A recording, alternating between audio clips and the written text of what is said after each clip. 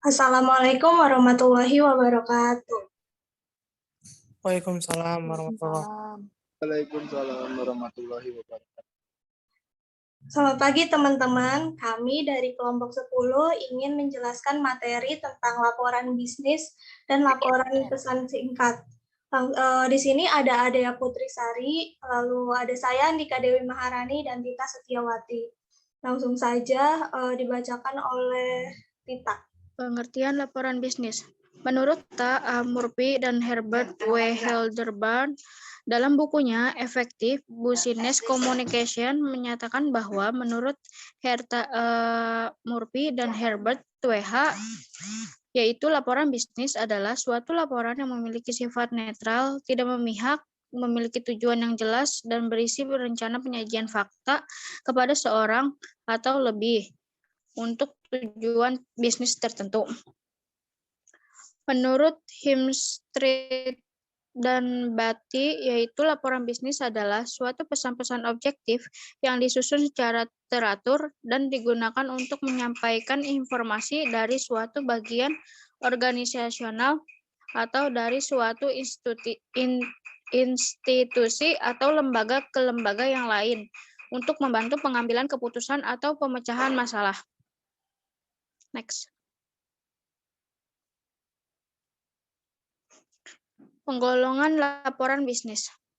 Berdasarkan fungsinya, laporan informasi atau informasi report berfungsi untuk memberikan informasi dengan menyajikan fakta-fakta dan rangkuman tanpa melakukan analisis, menarik kesimpulan, atau memberi rekomendasi. Nama lain untuk information report adalah laporan perkembangan atau progress report. Laporan sementara atau inter report dan laporan triwulan kuartal. Yang kedua, laporan analitik.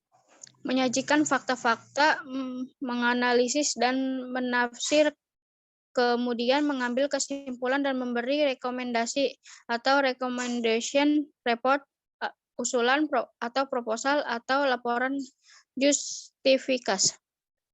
Yang kedua, menurut subjeknya. Sebuah laporan dapat dibedakan menurut dari departemen mana suatu laporan itu diperoleh. Sebagai contoh, laporan akuntansi, laporan periklanan, laporan pengumpulan kredit, laporan pembelanjaan, laporan asuransi, laporan pemasaran, laporan ekonomi, laporan produksi, laporan personalia, laporan statistik, dan laporan teknik. Terus yang ketiga, berdasarkan formalitasnya. Yang pertama, laporan formal atau long report. Laporan formal pada umumnya berbentuk panjang, lebih dari 10 halaman, dan mencangkup masalah-masalah kompleks. Namun demikian, pengertian panjang bervariasi tergantung pada situasi dan kondisi yang ada. Laporan formal mencakup 3 bagian penting, yaitu yang pertama, body text atau berisi pendahuluan, isi, dan penutup. Yang kedua, prefatory part, yang berisi sampul, judul, halaman, surat kewenangan, penerimaan, persetujuan, pengiriman, penghargaan, sinopsis, abstraksi, rangkuman eksekutif, daftar isi, dan daftar tabel. Terus yang ketiga, suplemen part, yang berisi lampiran daftar pustaka, catatan akhir, daftar istilah, dan indeks. Terus selanjutnya, laporan informal atau short report. Laporan informal biasanya hanya mencakup badan teks. Namun demikian, sejumlah laporan informal mencakup judul, halaman, pengiriman, catatan akhir, dan lampiran. Next, menurut keasliannya. Suatu laporan dapat dibedakan atas dasar otoritas atau sukarela dan publik atau swasta. Yang pertama, laporan otoritas adalah suatu laporan yang dibuat atas dasar permintaan atau mendapat kuasa dari orang lain atau komite. Terus yang kedua, laporan sukarela atau voluntary report adalah suatu laporan yang dibuat atas inisiatif Anda sendiri. Terus ada laporan swasta atau private report adalah suatu laporan yang dibuat oleh perusahaan-perusahaan swasta. Ada laporan publik atau public report adalah suatu laporan yang dibuat oleh lembaga-lembaga pemerintah termasuk sekolah-sekolah, rumah-rumah sakit, atau lembaga-lembaga lain yang dibiayai oleh negara. Terus ada menurut frekuensinya. Laporan berkala atau periodic report. Laporan dapat disusun secara harian, mingguan, bulanan, semesteran, atau tahunan. Termasuk dalam laporan berkala antara lain laporan bursa saham setiap jam, laporan penjualan setiap hari, laporan biaya setiap minggu, laporan produksi setiap bulan, laporan komite setiap kuartal, laporan anggaran tahunan. Terus ada laporan khusus atau special report. Laporan khusus ditulis ketika ada kebutuhan terhadap suatu informasi yang unik atau khusus, seperti munculnya krisis dalam perusahaan. Terus ada menurut jenisnya, ada laporan memorandum atau periodic report, laporan yang menggunakan format memo, yaitu mencantumkan kepada dari subjek dan tanggal. Laporan surat atau letter report. Laporan surat adalah laporan yang menggunakan format surat dengan kepala surat yang di dalam berisi alamat, salam pembuka, penutup, tanda tangan, dan referensi. Laporan dalam bentuk cetakan. Laporan dalam bentuk cetakan memiliki judul yang sudah tercetak, instruksi, dan baris-baris kosong. Laporan formal atau formal report. Laporan formal biasanya lebih panjang daripada laporan informal. Laporan formal sering juga disebut dengan laporan panjang atau long report. Selanjutnya akan dibacakan oleh Adea Putrisari. Persiapan penulisan laporan bisnis. Persiapan adalah sesuatu yang sangat penting dalam segala aspek. Begitu halnya dengan membuat laporan. Adapun persiapannya harus dilakukan sebelum menulis laporan bisnis. Yang pertama, definisi masalah, tujuan, dan ruang lingkup. Yang kedua, perencanaan adalah melakukan analisis masalah yang mencakup tujuan penyusunan laporan. Yang ketiga, menentukan ide atau gagasan. Yang keempat, mengumpulkan bahan yang diperlukan. Yang kelima, menganalisis dan menafsirkan data. Yang keenam, mengorganisasi data dan mempersiapkan kerangka akhir. Next.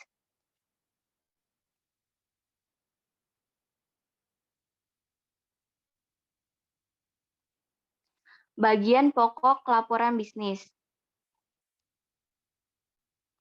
Yang A, pendahuluan.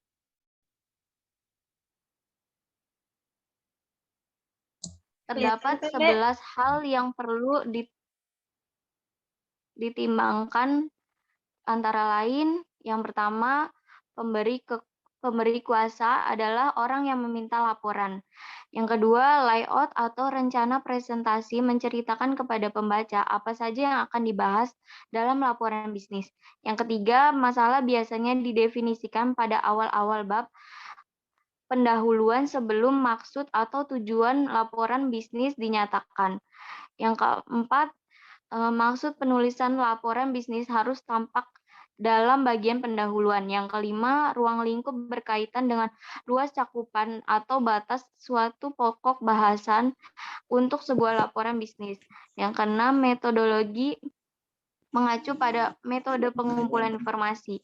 Yang ketujuh, sumber-sumber primer atau sekunder meliputi antara lain publikasi, jurnal, surat kabar. Yang kedelapan, latar belakang dari situasi yang sedang diteliti kadangkala dimasukkan jika pembaca perlu latar belakang informasi untuk memperoleh gambaran menyeluruh dan pemahaman yang jelas terhadap suatu pokok bahasan.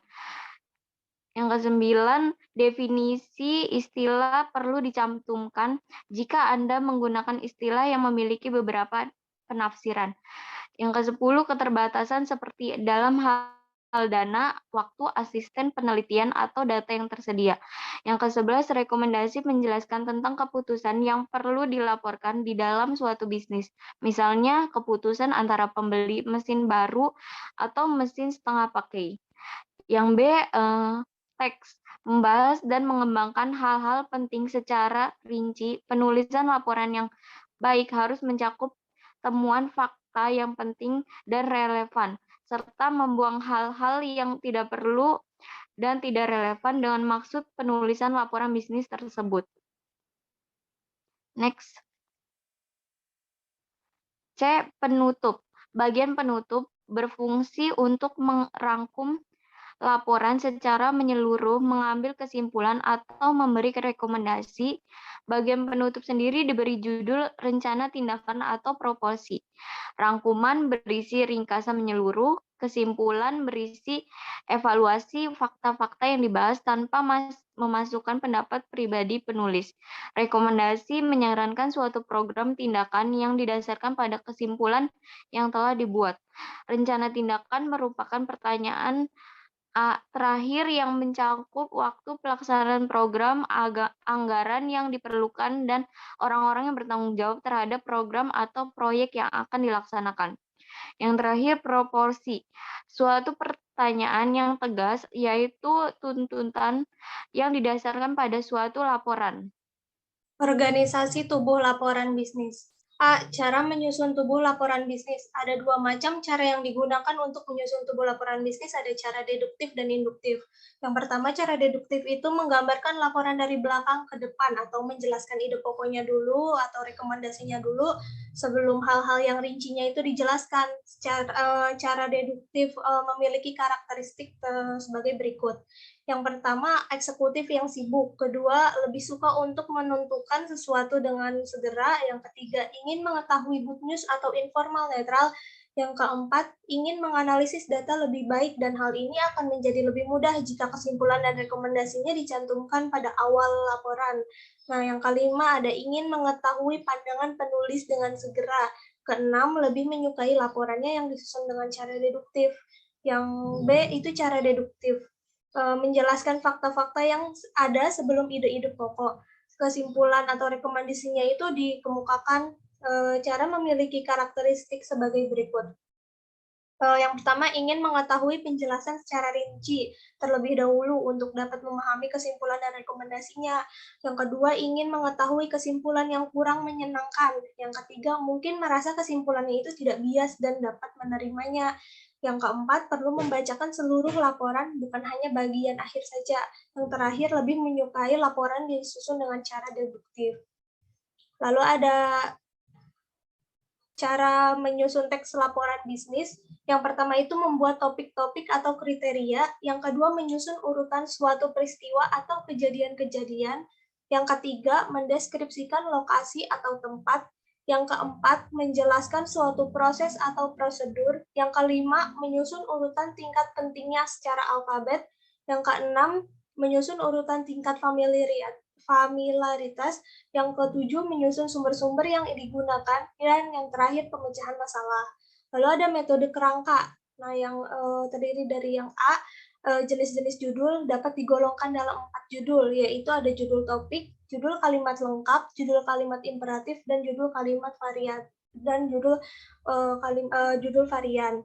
Nah, yang B ada format kerangka, ada 5 yang perlu diperhatikan. Yang pertama, tempatkan ide-ide yang paling penting pada tingkatan tertinggi. Lalu pertimbangkan panjangnya laporan, subjek, dan pembacanya. Lalu yang kedua, sedapat mungkin cobalah untuk menjaga keseimbangan masing-masing bagian tersebut. Yang ketiga, jika kita membagi suatu topik, paling tidak kita mempunyai 2 subjudul. Nah, yang ketiga, gunakan pertimbangan dengan baik, jangan terlalu banyak dan jangan terlalu sedikit juga untuk subjudul. Nah, yang terakhir, tidak pernah menggunakan judul laporan sebagai bagian judul. Di sini ada contoh penulisan laporan bisnis. Nah, contohnya itu ini Pak Sukanto itu sedang melakukan perjalanan dinas ke Jakarta. Nah, ini suratnya tuh seperti ini.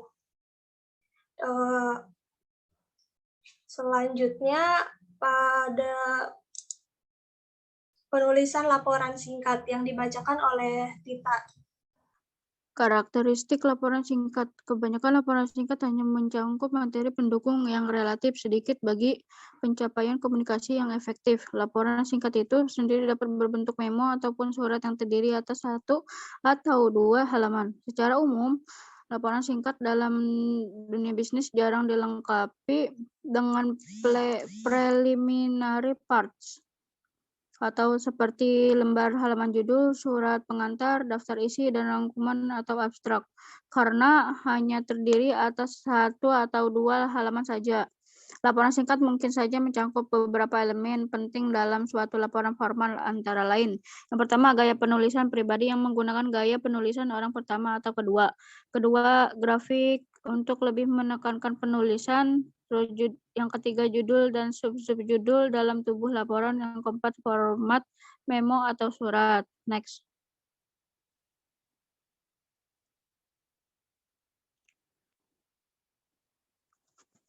Membuat laporan bisnis yang baik.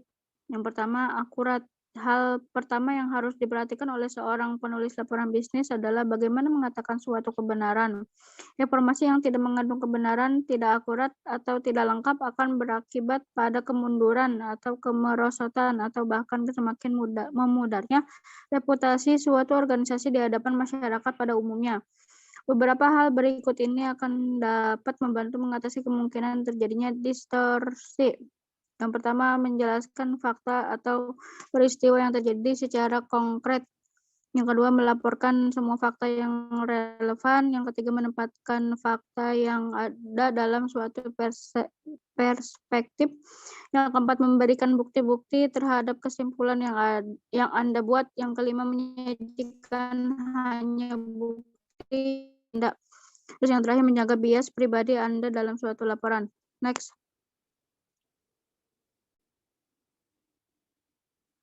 Terus yang kedua ada keputusan yang baik. Laporan bisnis dibuat tidak hanya untuk kepentingan pihak intern saja, tetapi juga pihak ekstern organisasi. Karena laporan bisnis merupakan dokumen resmi yang dibaca oleh masyarakat luas, sudah sepantasnya untuk tetap menjaga etika bisnis. Di lain pihak, pembaca akan merasa senang membaca suatu laporan yang mencakup 5 hal berikut. Yang pertama, adanya ide pokok pada permulaan suatu laporan. Yang kedua, melihat fakta-fakta yang tersedia. Yang ketiga, menerima uraian atau cerita secara menyeluruh. Yang keempat, menggunakan bahasa yang mudah dimengerti. Dan yang terakhir, mempelajari sesuatu yang dapat membuat pekerjaan atau tugas-tugas mereka menjadi lebih mudah. Terus yang ketiga ada format, gaya, dan organisasi yang responsif. Belum menulis, kita harus memutuskan akan menggunakan format surat yang seperti apa, serta gaya penulisan yang bagaimana. Dalam hal ini, ajukan pertanyaan berikut pada diri sendiri. Yang pertama, siapa yang berinisiatif membuat laporan? Yang kedua, apa subjek yang akan dimasukkan ke dalam laporan? Yang ketiga, kapan suatu laporan dibuat? Yang keempat, kemana laporan akan dikirim? Yang kelima, mengapa suatu laporan dibuat? Dan yang terakhir, bagaimana sikap pembaca? Dibacakan oleh Adea. Perencanaan laporan singkat. Dalam merencanakan suatu laporan singkat, ada beberapa hal yang perlu diperhatikan, antara lain audiens, tujuan, dan subjek laporan. Masing-masing elemen akan mempengaruhi format dan panjang, gaya, serta organisasi suatu laporan. Ada beberapa format laporan yang dapat dipilih oleh penulis, antara lain prepared, bentuk sebuah sebelum dicetak pada dasarnya digunakan untuk mengisi laporan yang kosong. Kebanyakan laporan pre-printed relatif pendek, sekitar 5 atau kurang dari 5 halaman dan berkaitan dengan informasi rutin. Contohnya adalah laporan otoritas. Yang B, surat. Format surat dapat digunakan untuk laporan yang jumlah halamannya 5 atau kurang dan ditujukan kepada pihak luar organisasi. Laporan tersebut mencakup semua bagian surat dan dilengkapi dengan judul, catatan kaki, tabel, dan gambar. Yang C, memo. Format yang paling umum untuk laporan singkat yang digunakan untuk kepentingan pihak intern suatu organisasi. Memo mencakup beberapa hal berikut: tanggal, kepada, dari, dan subjek. Yang D, manuskrip. Laporan ini terdiri atas beberapa halaman sampai ratusan halaman yang memerlukan pendekatan formal. Karena panjangnya, format manuskrip memerlukan lebih banyak komponen baik sebelum teks maupun setelah teks. Next. Penentuan struktur dasar. Ada 3 masalah yang biasanya muncul dalam menentukan struktur dasar, yaitu yang pertama, informasi apa yang harus dimasukkan, apakah semua data akan dimasukkan atau akan mengeliminasi beberapa data. Yang kedua, pendekatan psikologis, apa yang sesuai dengan pembaca tertentu, apakah menggunakan direct order atau indirect order. Yang ketiga, metode apa yang dilakukan agar materinya jelas dan meyakinkan, apakah akan menggunakan pengorganisasian suatu topik atas dasar tingkat pentingnya urutan kronologis, lokasi, atau kategori, atau apakah akan mengorganisasi ide menurut suatu argumen yang logis. Next. Pengorganisasian laporan singkat. Yang pertama, pengorganisasian memo dan laporan informasional. Laporan informasional memiliki satu tujuan dasar, yaitu menjelaskan sesuatu dengan istilah yang tegas. Yang A, laporan periodik atau berkala. Laporan periodik adalah suatu laporan internal yang menjelaskan apa yang terjadi dalam suatu departemen atau divisi selama periode tertentu. Tujuan laporan periodik ialah untuk memberikan suatu gambaran bagaimana sesuatu berjalan sehingga manajer dapat mengikuti perkembangan dan dapat melakukan koreksi jika perlu. Nah, kebanyakan laporan disusun berdasarkan urutan di bawah ini, seperti peninjauan atas tanggung jawab rutin, diskusi atau pembahasan proyek khusus, rencana periode yang akan datang, dan analisis masalah atau problem. Yang B, laporan aktivitas personal atau individu. Laporan aktivitas personal berisi suatu deskripsi individual terhadap apa yang terjadi selama suatu konvensi, atau dalam perjalanan. Tujuan laporan ini untuk menginformasikan kepada manajemen terhadap setiap informasi penting atau keputusan yang muncul. Nah, yang kedua ada pengorganisasian laporan analitikal. Berbeda dengan laporan informasional, yaitu untuk mendidik pembaca, laporan analitikal dirancang untuk melakukan persuasi kepada pembaca agar dapat menerima suatu kesimpulan atau rekomendasi. Contoh-contohnya itu laporan analitikal ada laporan justifikasi, usulan, bisnis baru di luar klien, laporan troubleshooting. Nah, di sini itu salah satunya ada contoh penulisan laporan singkat, yaitu memo, seperti ini.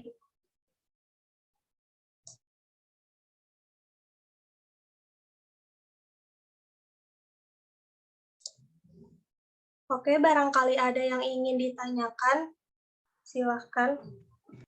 Saya izin bertanya. Iya, sok, Nek. Sebelumnya perkenalkan, nama saya Naila Afdila dari kelompok 8, izin bertanya kepada kelompok 10.